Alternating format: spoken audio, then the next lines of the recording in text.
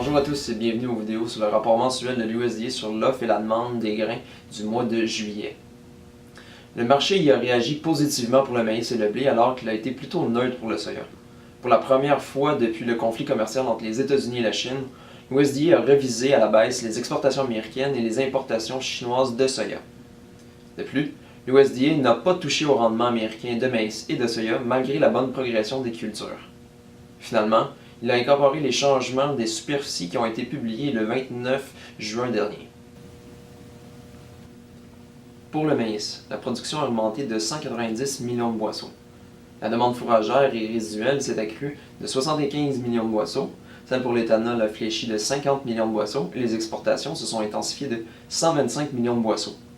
Les inventaires ont donc décliné de 25 millions de boisseaux, ce qui les porte à 1,56 milliard de boisseaux. Le prix moyen a été dévalué de 10 sous le boisseau pour se situer à 3,80 US le boisseau.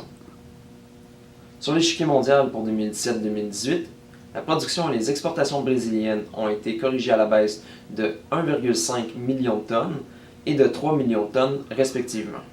Pour 2018-2019, la demande globale a été renforcée de 3,66 millions de tonnes grâce à la croissance de la demande chinoise de 2 millions de tonnes. Les stocks mondiaux ont donc été réduits de 2,73 millions de tonnes, ce qui les situe à 151,96 millions de tonnes. En ce qui a trait au soya, la production a été élevée de 30 millions de boisseaux. La trituration a grimpé de 45 millions de boisseaux, mais les exportations ont plongé de 250 millions de boisseaux. Par conséquent, les stocks se sont accrus de 190 millions de boisseaux, ce qui les porte à 580 millions de boisseaux. Le prix moyen a perdu 75 sous US le boisseau, ce qui le situe à 9,25 US le boisseau. À l'international, pour 2017-2018, la production brésilienne a été intensifiée de 0,5 millions de tonnes, ce qui les situe à un niveau record de 119,5 millions de tonnes. Et la trituration chinoise a été réduite de 3 millions de tonnes. Pour 2018-2019, les importations chinoises ont plongé de 8 millions de tonnes, ce qui fait que les inventaires se sont renforcés de 11,25 millions de tonnes pour les situer à 98,27 millions de tonnes. Pour ce qui est du blé, les rendements ont été corrigés à la hausse de 0,6 boisseaux à l'acre.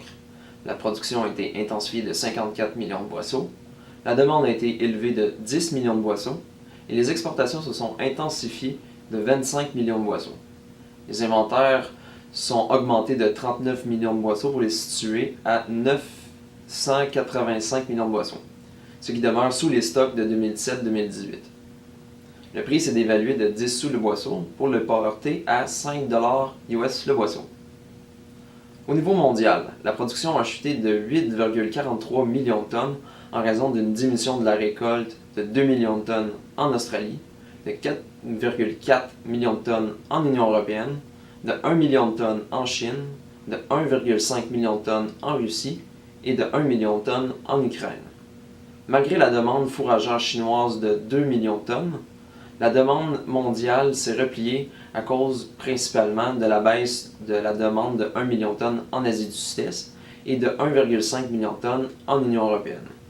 Les stocks mondiaux ont donc décliné de 5,28 millions de tonnes, ce qui les situe à 260,88 millions de tonnes.